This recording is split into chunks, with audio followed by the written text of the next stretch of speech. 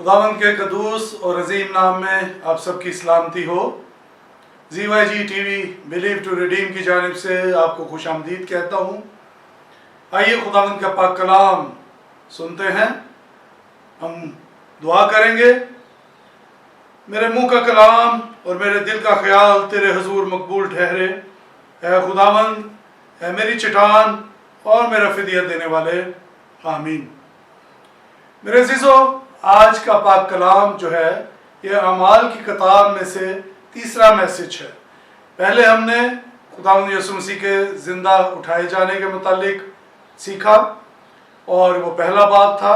उसमें खुदावंद यीशु मसीह अपने शागिर्दों को 40 रोज़ तक मिलते रहे, दिखाई देते रहे और उनको गाइड करते रहे। रूह कुद्दस के मुतालिक उन्होंने उनको बताया और फिर उनके देखते देखते उनके सामने खुदावंद यीशु मसीह आसमान पर उठाए गए। दूसरा बाब जो है उसमें से हमने जाना कि ईद पेंतिकोस के दिन किस तरीके से रूह कुद्दस खुदा के लोगों पर, उन 120 की जमायत पर नाजिल होता है और आग के शोले की सी फटती हुई जुबानें उन लोगों पर आकर ठहर गई और उन्होंने गैर जुबानें सुनी, बोली और उन्होंने उस कलाम को लिया जो और कहा कि ये देखो गलीली लोग अपनी जुबान में बोल रहे हैं, लेकिन ये हमें हमारी जुबान में समझ आ रहा है। और आज हम दूसरे बाब की 16वीं आयत से ऑनवर्ड बाब के आखिर तक 44 वर्स है इस चैप्टर की, उस तक हम जाएंगे और खुदावंद के पाक कलाम में से पढ़ते हुए, शेयर करते हुए हम आगे बढ़ेंगे। आज जैसे कि मैंने कहा कि अमाल की किताब दूसरा बाब उसकी 16वीं आयत से यहाँ पर लिखा है, लेकिन पतरस उन 11 के साथ खड़ा हुआ और अपनी आवाज बुलंद करके लोगों से कहा, ऐ यहूदियों और ऐ यरूशलेम के सब रहने वालों, ये जान लो और कान लगाकर मेरी बातें सुनो। आज का पाक कलाम जो है वो पतरस रसूल के पैगाम पर मबनी है और ये जो पैगाम था ये हम कह सकते हैं कि ये पहली कलीसिया के साथ, ये पहले चर्च के साथ, ये पहले उस इज्तिमा के साथ, उस 120 की जमात के साथ और अपने साथियों के साथ जो 11 पतरस के साथी थे उनके साथ वो मौजूद था। और यहाँ पर एक हम आहंगी भी नजर आती है कि वो अपने तमाम रुफका के साथ वहाँ मौजूद था और उसने बुलंद आवाज में लोगों को मुखातिब होकर उनसे कलाम शुरू किया। यहाँ पर लोग गैर जुबानों की वजह से और इस मौका की वजह से लोग सख्त तजब्जुज का शिकार थे, लोग परेशान थे क्योंकि गैर जुबानों का जो एक्सपीरियंस था that was at the first time और वो हैरान और परेशान थे और लोगों की जो दाएं बाएं और लोग थे उनके अलावा वो मुख्तलिफ किस्म की चहमगोइयां भी कर रहे थे। पतरस ने जब अपने कलाम का आगाज किया, ये बात करने के बाद उसने कहा, योएल नबी की मार्फत उसने खुदावंद का पाक कलाम उनसे शेयर किया जिसमें लिखा है कि खुदावंद फरमाता है कि आखिरी दिनों में ऐसा होगा कि मैं अपने रूह में से हर बशर पर डालूंगा और तुम्हारे बेटे और तुम्हारी बेटियां नबूवत करेंगी और तुम्हारे जवान रोया और तुम्हारे बूढ़े ख्वाब देखेंगे। बल्कि मैं अपने बंदों और अपनी बंदियों पर भी उन दिनों में अपने रूह में से डालूंगा और वो नबूवत करेंगे। और मैं ऊपर आसमान पर अजीब काम और नीचे जमीन पर निशानियां यानी खून और आग और धुएं का बादल दिखाऊंगा। सूरज तारीक और चांद खून हो जाएगा, पेशतर इससे कि खुदावंद का अजीम और जलील दिन आए और यूं होगा कि जो कोई खुदावंद का नाम लेगा निजात पाएगा। खुदावंद के पाक कलाम के पढ़े और सुने जाने पर उसकी बरकत हो, आमीन। मेरे अजीजों, हमने देखा कि खुदा का बंदा योएल नबी के मार्फत यहाँ पर कलाम करता है और लोगों को हौसला दिला रहा है, ढारस दिला रहा है कि आप इन गैर जुबानों के नजूल से, पाक रूह के ज़हूर से, पाक रूह की मौजूदगी से, पाक रूह के नाज़िल होने से آپ مت گھبرائیں، کیونکہ خداوند کا پاک کلام یہ کہہ رہا ہے کہ جب آخری دن ہوں گے، جب وقت قریب ہوگا، تو خدا فرماتا ہے کہ میں اپنا روح ہر بشر پر ڈالوں گا، اور تمہارے بیٹے اور بیٹیاں جو ہیں وہ نبوت کریں گے، اور تمہارے جوان رویا اور بڈھے خواب دیکھیں گے۔ یعنی کہ ایسا سلسلہ شروع ہو جائے گا جس میں ہر جان جس کو پاک روح ملے گا وہ خداوند کی حضور میں اس کی خدمت کرے گی۔ ہر جان جو ہے وہ خداوند سے بلیسنگ حاصل کرے گی، اور اس بلیسنگ کو وہ آگے لوگوں تک پہنچائے گی، اس بلیسنگ کو وہ ملٹیپلائی کرے گی خداوند کے پاک روح کے وسیلہ سے۔ آگے ہم دیکھتے ہیں یہاں پر اس نے پھر پطرس نے داؤد کی پیشن گوئی کو بھی اس نے کوٹ کیا، جہاں لکھا ہے کہ اس لیے تو میری جان عالم روا میں نہ چھوڑے گا، اور نہ اپنے مقدس کو سڑنے کی نوبت پہنچنے دے گا۔ داؤد نے خدا یسوع مسیح کے حوالے سے یہ پیشن گوئی کی تھی، جس کو یہاں پر دوبارہ پطرس نے کوٹ کیا خدا یسوع مسیح کے حوالے سے۔ اس نے بتایا کہ داؤد نے بھی کہا تھا کہ وہ موت اور قبر پر فاتح ہوگا، داؤد نے بھی کہا تھا کہ وہ اس کے مقدس کو سڑنے کی نوبت نہیں آئے گی۔ اور پھر آگے ہم دیکھیں گے 31ویں آیت میں لکھا ہے کہ نہ وہ عالم روا میں چھوڑا گیا، نہ اس کے جسم کے سڑنے کی نوبت پہنچی۔ یعنی اس نے یہاں پہ دوبارہ اس چیز کو جسٹیفائی کیا، گواہی دی کہ خدا یسوع مسیح اب مردوں میں نہیں ہے، وہ مردوں میں سے جی اٹھا ہے، اور باپ کے پاس اس کے دائنے پہ موجود ہے۔ میرے عزیزو 36ویں آیت دیکھیں، ورس 36، تو اس میں لکھا ہے پس اسرائیل کا سارا گھرانہ یقین جان لے کہ خدا نے اسی یسوع کو جسے تم نے مصلوب کیا، خداوند بھی کیا اور مسیح بھی۔ یہاں پہ پھر اسی خدا یسوع مسیح کی وہ گواہی دے رہا ہے۔ اس سے پیشتر 22ویں 23ویں 24ویں آیت میں اس نے کہا کہ تم لوگوں نے اس یسوع کو جس کو باپ نے بھیجا تھا، جو باپ کے ارادے کے مطابق آیا تھا، جس نے باپ کی مرضی کو پورا کرنا تھا، تم نے اس کو پکڑوایا اور تم نے اس کو مصلوب کروا کر مار ڈالا۔ اور یہاں پر وہ کہتا ہے کہ اسرائیل کا سارا گھرانہ یہ جان لے کہ خدا نے اسی یسوع کو جس کو تم نے مصلوب کیا، اس کو خدا نے خداوند بھی کیا اور مسیح بھی کیا۔ یہاں پر خدا باپ کے ارادے کا، خداوند کی اس مرضی کا اظہار ہوا ہے کہ خداوند یسوع مسیح مسیح بھی ہوا اور وہ خداوند بھی ہے، وہ کل اختیار رکھتا ہے، اور مسیح ہونا یعنی کہ اس کو ممسوح کیا گیا، یعنی کہ وہ مخصوص کیا ہوا تھا، اور وہ اس بات کے لیے مخصوص کیا ہوا تھا کہ وہ اپنا خون بہا کر تمام دنیا کے لیے وہ نجات کے پیغام کو وہ لے کر آیا تھا۔ اس نے شیطان کے سر کو کچلنے میں وہ کامیاب ہوا، کیونکہ باپ کی یہی مرضی تھی کہ جو انسان اور خدا کا واسطہ، جو ایک لنک ٹوٹا ہوا تھا، وہ خدا یسوع مسیح نے ایز اے برج، ایک پل کی صورت میں خدا یسوع مسیح نے جو درمیانی ہوا انسان کا اور خدا باپ کے، اور اس نے اس ٹوٹے ہوئے رشتے کو پھر سے جوڑ دیا، اور اس نے شیطان کو، اس کے سر کو کچلا، وہ موت اور قبر پر غالب آیا۔ فلپیوں 9 باب اس کی 11ویں آیت میں لکھا ہے، اس واسطے خدا نے بھی اسے بہت سربلند کیا اور اسے وہ نام بخشا گیا جو سب ناموں سے اعلیٰ ہے، اور خدا باپ کے جلال کے لیے ہر ایک زبان اقرار کرے گی کہ یسوع مسیح خداوند ہے۔ ہاللیلویہ، ہاللیلویہ، پریز دی لارڈ۔ اور آگے ہم دیکھتے ہیں رومیو 14 باب اس کی 9ویں آیت میں لکھا ہے، کیونکہ مسیح اسی لیے ہوا اور زندہ ہوا کہ مردوں اور زندوں دونوں کا خداوند ہو۔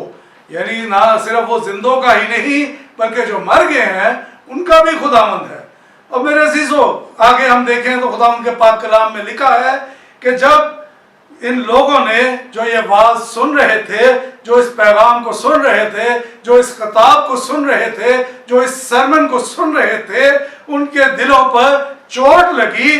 और हम जानते हैं कि चोट दिल पर कब लगती है, जब कोई पूरे दिल के साथ उस पैगाम को सुनता है, जब कोई पूरी तवज्जो के साथ उस बात को सुनता है, जब इस बात को जानता है कि ये खुदा की आवाज है और खुदा के बंदा के वसीला से हम तक पहुंच रही है।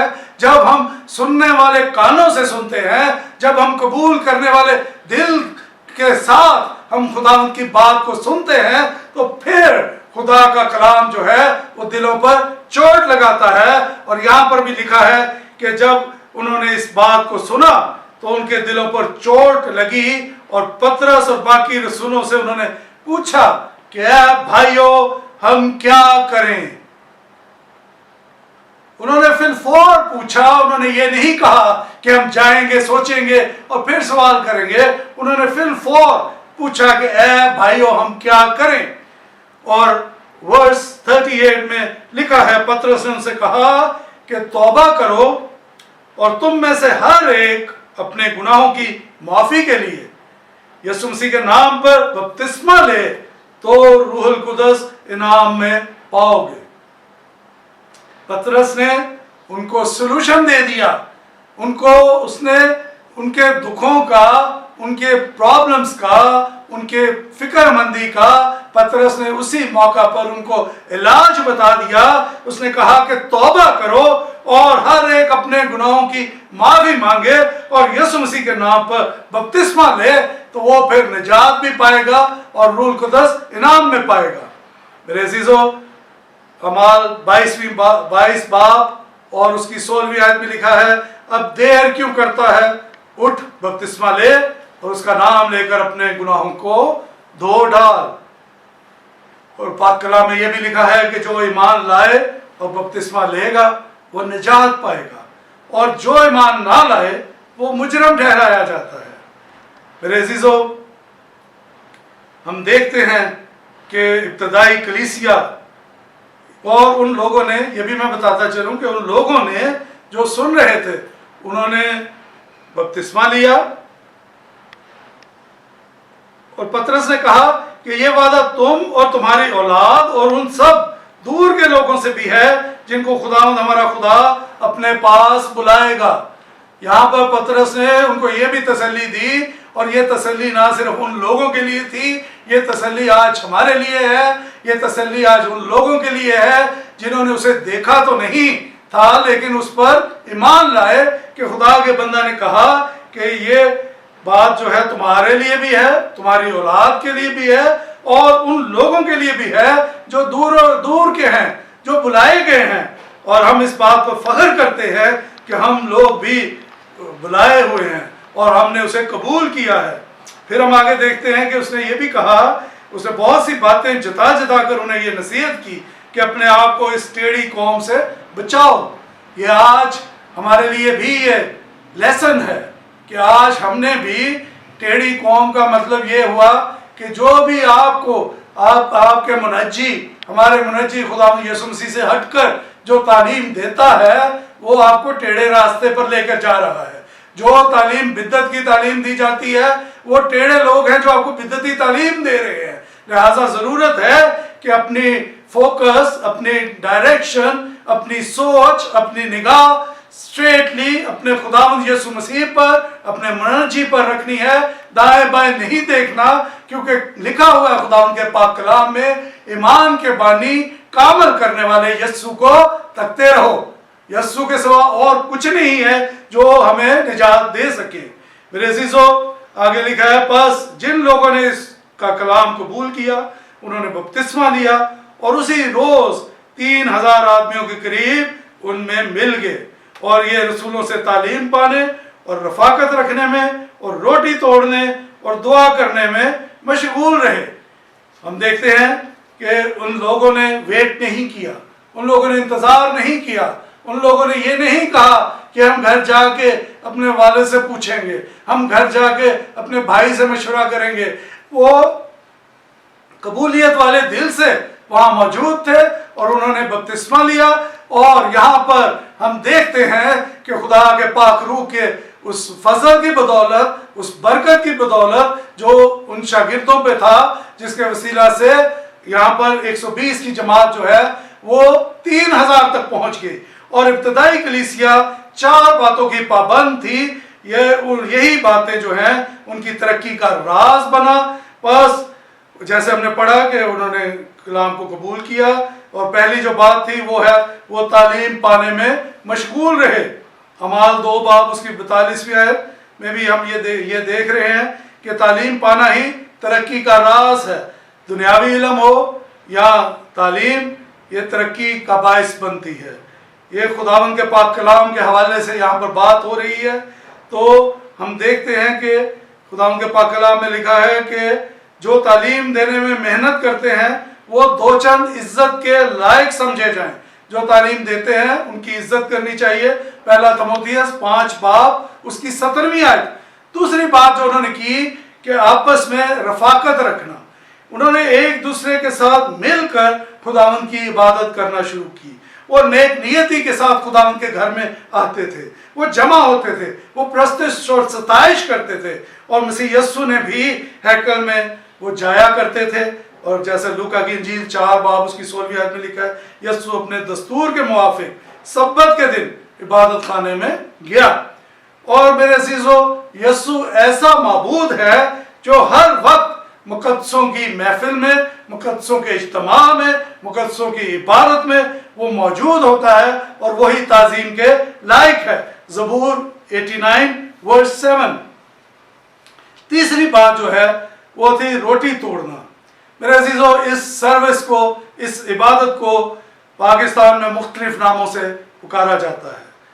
اسے روٹی توڑنا، اسے پاک شراکت، اسے پاک عشاء اور ہولی ماس بھی کہا جاتا ہے، پاک ماس بھی کہا جاتا ہے۔ حقیقت میں روٹی اور شیرہ کھانے اور پینے سے ہم مسیح کے کفارہ کی شکر گزاری کرتے ہیں اور اس کی موت کی یادگار مناتے ہیں۔ پہلا کرنتھیوں 11 باب 24 اور 25ویں آیت میں بڑی تفصیل سے یہ بتایا گیا ہے کہ آدمی اپنے آپ کو پرکھے، جانچے اور پھر خداوند کی میز میں شریک ہو۔ چوتھی جو بات ہے وہ ہے دعا کرنے میں مشغول ہونا۔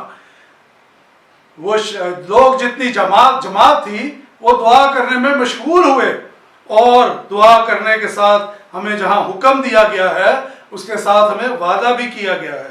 متی کی انجیل 7 باب اس کی 7ویں آیت میں لکھا ہے، مانگو تو دیا جائے گا، ڈھونڈو تو پاؤ گے، دروازہ کھٹکھٹاؤ تو تمہارے واسطے کھولا جائے گا۔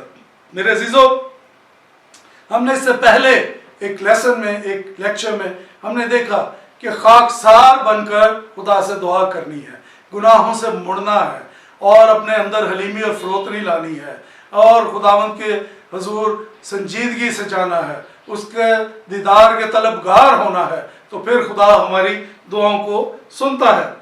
میرے عزیزو، خداوند یسوع مسیح نے بھی دعا کرنے کا بھی ایک عملی نمونہ دیا، مثال دی۔ انہوں نے گتسمنی کے باغ میں دعا کی، انہوں نے صلیب کے اوپر بھی دعا کی کہ اے باپ، اگر تو چاہے تو یہ پیالہ مجھ سے ٹل جائے۔ میرے عزیزو، آج کے اس میسیج سے ہمیں سیکھنا ہے کہ ہمیں خدا کی آواز کو سننا ہے، ہمیں خدا کے پاک کلام کو اپنے دل میں اترنے کا موقع دینا ہے، اور یہ جو 4 باتیں جس کے وسیلہ سے ابتدائی کلیسیا نے بڑی برکت پائی اور وہ گروتھ کرتے گئے، وہ انہوں نے گرو کیا، آج ہماری زندگیوں میں بھی ان کو ہونا چاہیے۔ جو ہمیں تعلیم حاصل کرنی چاہیے، آپس میں رفاقت رکھنی ہے، روٹی توڑنی ہے، اور اس کے بعد ہمیں دعا میں مشغول رہنا ہے۔ اور آگے ہم دیکھیں تو ایمانداروں کی باہمی زندگی کے متعلق جو لکھا ہے اس میں بتایا گیا کہ وہ اپنا مال اسباب بیچ کر ایک دوسرے کی مدد کرتے تھے، ایک دل ہو کر ہیکل میں جمع ہوتے تھے، اور سادہ روٹی وہ کھاتے تھے، اور خداوند کی حمد کرتے، اور سب لوگوں کو عزیز تھے جو نجات پاتے تھے، اور خداوند ہر روز ان کو آپس میں ملا دیتا تھا۔ تو میرے عزیزو، آج کے پاک کلام کے وسیلہ سے خداوند ہم سب کو برکت دے۔ اب خداوند یسوع مسیح کا فضل، خدا باپ کی محبت और पाक रूह की रफाकत और शराकत अब से लेकर हमेशा तक आप सबके साथ रहे। आमीन। God bless you. God bless you.